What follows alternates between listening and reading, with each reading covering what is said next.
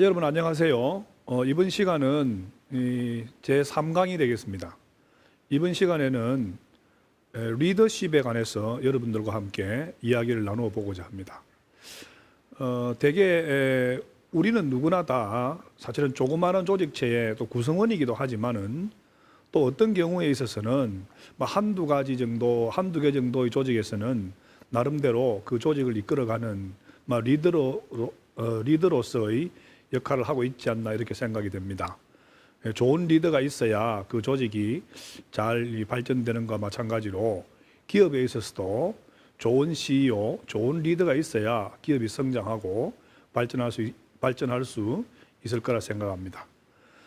오늘 여러분과 나누게 될 그 이야기의 내용은 우선 리더십의 이론이 어떻게 전개되었는가 하는 그런 것에 대해서 먼저 간략하게 말씀을 드리고, 이 리더십 이론은 시대에 따라서 그 초점이 조금 다르긴 합니다만은 대개 한 3가지 정도로 이렇게 그 이론의 큰 흐름이 발전되어 왔습니다. 그래서 그 3가지의 그 이론에 대해서 여러분에게 설명을 드리고, 마지막으로는 리더십과 상당히 깊은 연관이 있는 이런 의사소통과 관련된 이야기를 함으로써 어떻게 하면 훌륭한 리더가 될 수 있을까, 그런 것에 관한 생각들을 한번 모아보도록 하겠습니다.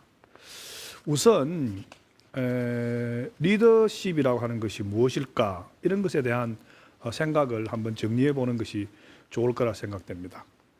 리더십은 많은 사람들이 사실은 정의를 하고 있습니다만은 그 정의에서 공통적인 것을 우리가 찾아보면 좀 비강제적인, 자발적인 이런 내용들이 포함되어 있고, 그 다음에 하나는 무언가 남에게 영향을 미치는 그런 그 2가지 정도로 그 리더십의 핵심을 찾아낼 수 있습니다. 그래서 우리는 흔히 이런 이야기를 합니다. 리더십이라고 하는 것은 어떤 목표 달성을 위해서 개인을 동기부여를 해가는데 그 과정이 상당히 비강제적이고 자발적이고 그런 형태의 영향력, 남에게 어떤 행동을 하도록 영향을 미치는 그런 과정을 우리는 리더십이다, 이렇게 얘기를 합니다. 다시 말씀드리면 리더십은 상당히 자발적인 남에 대한 영향력이다, 이렇게 생각을 하시면 정리가 될 수 있을 거라 생각합니다. 그럼 이러한 리더십을 하게 하는, 남에게 영향을 미칠 수 있는 어떤 그 근본적인 어떤 힘, 파워라고 우리가 말씀드릴 수 있겠죠. 그런 영향력의 그 원천은 어떤 것이 있을까? 사람들에게 영향을 미치려면은 나는 무엇을 가지고 있어야 할까? 혹은 남에게 영향을 받는 사람은 무엇 때문에 남으로부터 영향을 받을까? 그 영향을 받는 원천에는 무엇이 있을까? 연구자들이 연구를 한 결과 대개 한 5가지 정도의 그 영향력의 원천이 있다, 이렇게 얘기를 하고 있습니다. 처음 여러분 남에게 영향을 받게 되는 가장 큰 이유는 무엇일까요? 경제적인 것이라고 생각을 할 수 있겠죠. 기업의 경우에는 그렇게 생각할 수 있을 겁니다만은, 역사적으로 이렇게 보아오면 사실은 남에게 영향을 받는 가장 큰 힘은, 정치하는 사람들은 그런 이야기를 했습니다만 권력은 총으로부터 나온다, 이런 이야기도 하고 있는데, 결국 남에게 어떤 영향을 받는 가장 큰 그 힘의 원천은 강압적인 것이 아닌가, 이런 생각이 됩니다. 그래서 처음 남에게 영향을 받는 것은 그 사람이 가지고 있는 어떤 그것이 물리적이든 그렇지 않으면 무슨 다른 요인에 의해서든 상당히 강압적인 그런 것에 의해서 나의 행동이 영향을 받는다, 이렇게 말씀드릴 수 있습니다. 2번째는 무엇일까요? 2번째는 아무래도 경제적인 것과 관련된 보상적 권력이 아닌가, 이렇게 생각합니다. 내가 행동을 함으로써 남으로부터 무언가를, 경제적으로 도움이 되는 무언가를, 이득을 얻을 수 있을 때 내가 남으로부터 어떤 영향력에서부터 벗어날 수 없겠죠. 그래서 보상적 권력이 영향력의 2번째 그 원천이라고 말씀드릴 수 있고, 3번째는 합법적인 겁니다.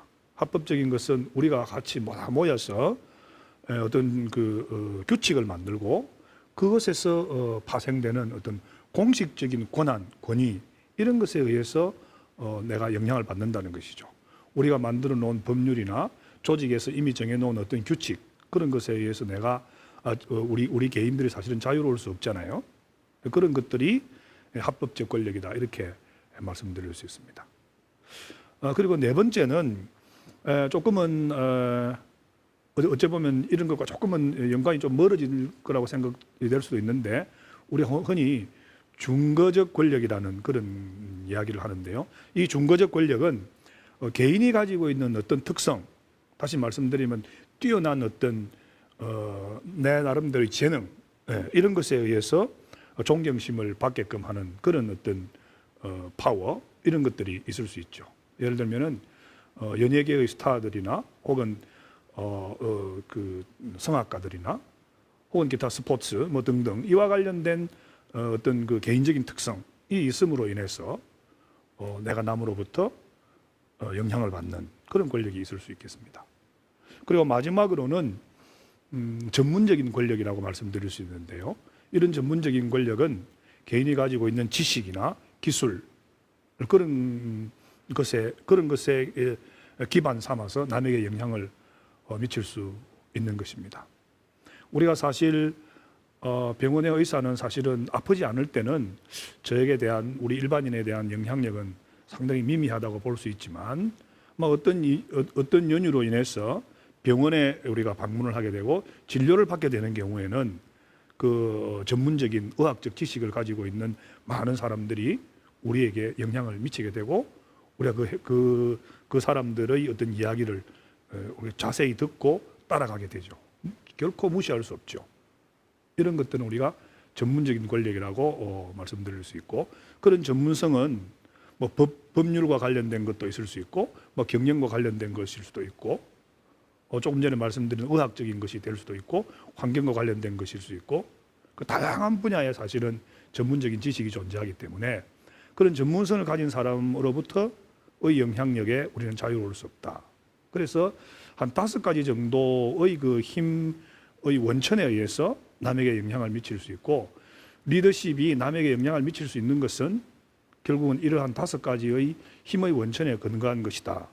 이렇게 말씀을 드릴 수가 있을 것 같습니다. 그런데 여기에서 우리가 하나 생각해야 될 것은 이러한 영향력, 이러한 그 힘의 원천이 우리의 부하들이나 혹은 그 영향을 받는 사람에게 그 느끼게 하는 그 마음, 만족감이라 할까요? 리더에게 미치는 리더에 대한 어떤 생각 이런 것은 이와 같은 힘의 원천에 따라서 다르다는 것이죠. 만족감이 다르다는 것입니다. 우리는 보통 남에게 영향력을 행사할 때 한 4가지 정도의 방법으로 남에게 영향력을 행사합니다. 첫째 하나는요, 에뮬레이션이라고 합니다. 이것은 카리스마적인 방법으로 사실은 어떤 리더의 신분이나 매력 이런 것에 의해서 남에게 영향을 미칠 수 있는 그런 그 방법이고, 그 다음에 하나는 어떤 아이디어를 제시하는 거죠. 앞에 있는 것이 어떤 그 모범을 보이는 것이라면 두 번째에 있는 것, 방금 말씀드린 것은 어떤 제시하는 것, 새로운 것을 만들어서 이렇게 보여주는 것 이런 것이라고 우리가 할 수 있고요. 세 번째는 어떤 설득의 방법입니다. 그런 방법으로 사실은 영향력을 행사할 수 있고, 그 마지막으로는 어떤 그 상벌로서 강제해서 또 영향력을 행사할 수 있죠. 그래서 우리가 남에게 모범을 보이거나 제언을 하거나 혹은 설득을 하거나 혹은 강요의 방법을 통해서 사실은 남에게 영향력을 행사할 수 있습니다. 5가지의 힘의 원천으로 사실은 4가지의 어떤 그 영향력의 행사 방법이 만들어지는 것이죠. 그런데 이와 같은 권력의 행사가 무엇을 위주로 이루어지느냐에 따라서 부하들의 만족감은 많이 달라집니다. 즉 다시 말씀드리면은 설득과 강요와 설득은 사실은 우리가 권력으로 말하면은 보상적 권력이나 혹은 강제적 권력과 상당히 연관이 있죠. 이와 같은 권력은 주로 제도에 의해서 만들어지는 것이라고 볼 수 있고, 그런 제도에 의한 권력 하에서 영향을 받는 그런 구성원들의 만족도는 상당히 좀 낮다는 것입니다. 그리고 그와 반면에 재언이나 모범을 보이는 리더가 모범을 보이고 리더가 새로운 아이디어를 제시하는 이런 그런 그 방법으로 영향력이 행사될 때 이때의 그 권력의 원천은 전문적인 권력이나 중거적 권력에 기반해 있지 않겠습니까? 그래서 그와 같은 권력에 기반한 영향력의 행사 과정 속에서 그런 영향력을 받고 있는 구성원들의 만족도는 상당히 높다는 것이죠. 그런 것들은 주로 제도적인 권력에 의해서라기보다는 개인이 가지고 있는 개인적 특성에 의한 힘의 원천에 의해서 영향을 받는다고 볼 수 있는 거거든요. 자, 여러분은 어떤 권력을, 어떤 리더십 스타일을 사용을 하고 있습니까? 구성원들은 여러분의 리더십 행사나 여러분이 가지고 있는 권력에 만족하는 정도가 어떨까요?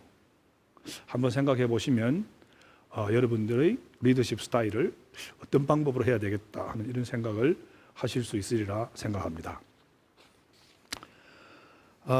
자, 이제 지금까지 우리가 해왔던 경영자라는 것과 또 방금 말씀드린 리더라고 하는 것은 어떤 차이가 있을까? 이런 것을 한번 생각해 보도록 하겠습니다.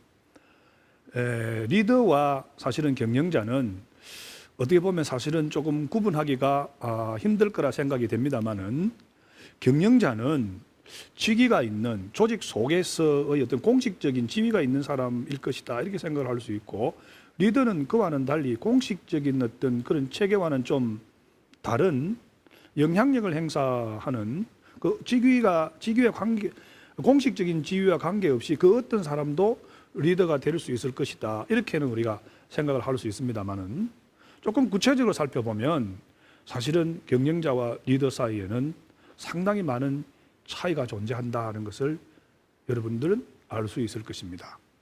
우선 경영자는 책임을 수행하는 것이지만 경영자는 리더는 책임을 수행한다 하는 그런 의무적인 것이라기보다는 뭔가 새로운 것을 주도해 나가는 혁신을 찾고 새로운 것을 찾아내는 것이죠.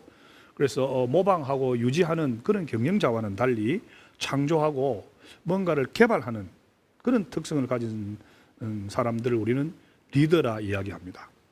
여러분들 주위에 경영자가 아닌 리더들을 아마 생각해 보면 내가 따르고 싶은 나에게 영향을 미치는 사람들은 어떤 직위에 있는 사람이 아니라 항상 새로운 것을 생각하고 창조적으로 행동하는 그런 사람을 내가 따르고 그 사람들로부터 영향을 받고 있다는 것을 여러분들 아마 쉽게 이해할 수 있으리라 생각합니다. 경영자는 수직적인 관점에서 문제를 바라보고 있고 그리고 현 상태를 수용을 하고 그리고 일을 옳게 하는데 주어진 일을 옳게 하는데 관심이 있다고 말씀드릴 수 있습니다. 그러나 리더는 수평적인 관점에서 문제를 바라보고 현 상태에 만족하기보다는 현 상태에 대한 도전을 끝없이 하고 그리고 일을 옳게 한다는 것보다는 옳은 일을 하는 즉 다시 말해서 how가 중심이 아니라 무엇을 해야 하는가 하는 것에 대한 중점을 두는 그런 사람이 경영자가 아닌 리더라 이렇게 말씀드릴 수 있습니다. 여러분은 리더인가요? 경영자인가요? 생각해 볼 만하지 않습니까? 자, 이제 리더십에 관한 이론이 어떻게 발전되어 왔는가에 대한 이야기를 여러분과 함께 해보고자 합니다. 스톡딜이라는 사람이 리더십에 관한 많은 연구를 한 사람인데요.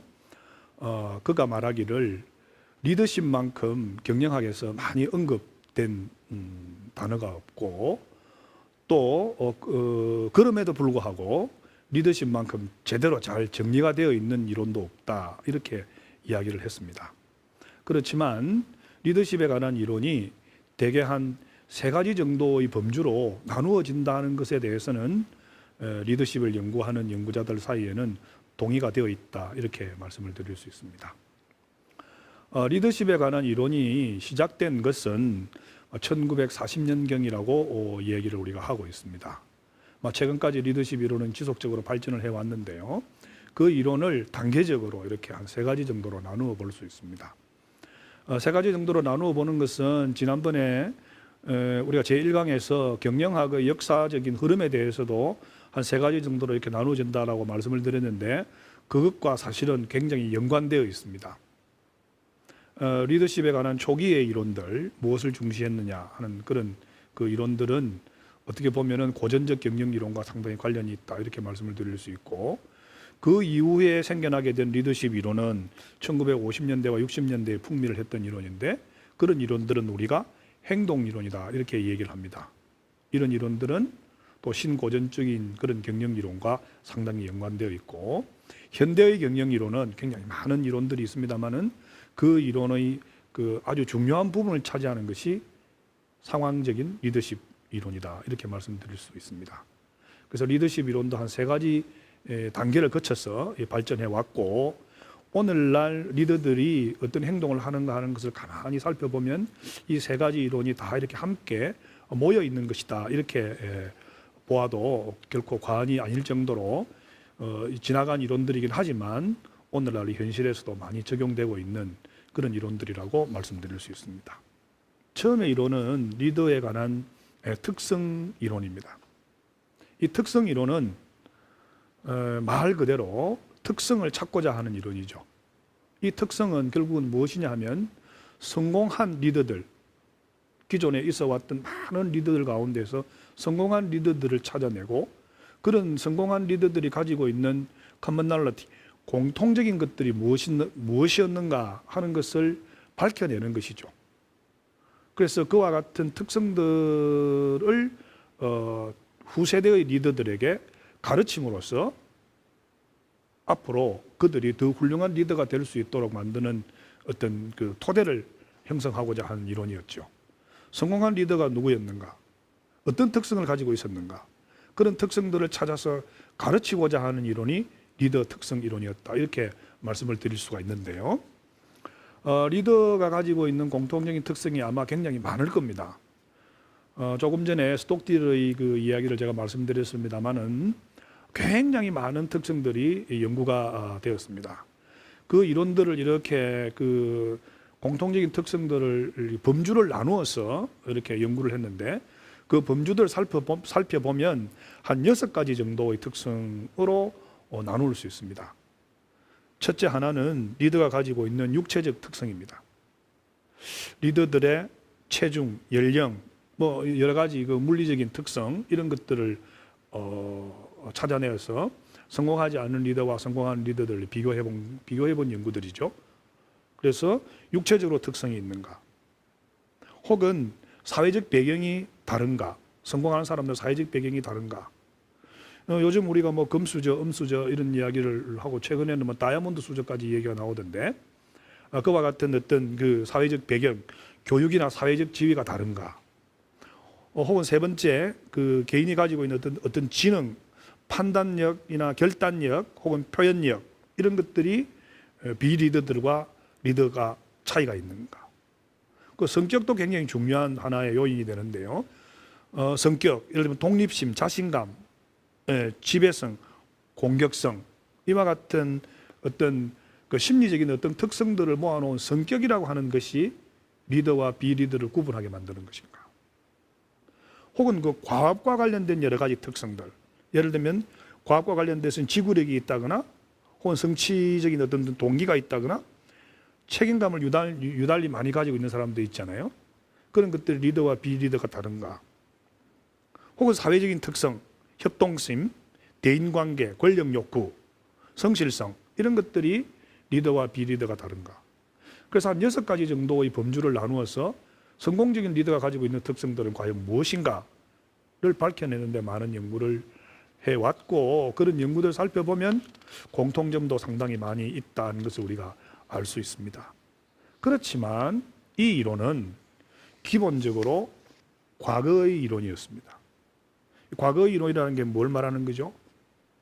과거에 그런 특성이 있음으로써 성공했다는 것이고 그 말은 결국은 그런 특성을 가진다고 해서 미래에도 그런 성공을 보장하는 것은 아니라는 것이 포함되어 있습니다.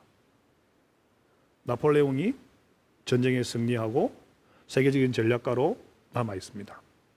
만약에 그가 오늘날과 같은 이런 상황이었다면 그가 가지고 있는 리더의 특성들이 오늘날에도 성공적인 리더의 특성으로 자리매김될 수 있을 것인가? 한번 생각해 볼 만한 문제가 아닌가 생각합니다. 너무나 개인적인 요인들에 초점을 두었기 때문에 오늘날에 와서는 비판을 받고 있는 것도 사실입니다만 사실 리더가 가지고 있는 여러 가지 특성의 공통적인 특성들도 있는 것으로 알려지고 있습니다. 여러분은 키가 얼마나 되나요? 몸무게는 어떤가요? 재미난 연구들이 있는데요. 키가 작은 사람보다 키가 큰 사람이 소득이 더 낮을까요? 더 높습니다. 비만은 어떨까요? 특히 여성의 경우에 비만도가 높아지면 가난해질 가능성이 많습니다. 여러분, 육체적 특성에도 공통점은 어느 정도 존재한다는 것이죠. 키는 키울 수 없겠지만 몸무게는 줄일 수 있을 것 같습니다. 여러분, 리더들의 공통적인 특성, 오늘날에도 살아있는 증거이면 확실합니다.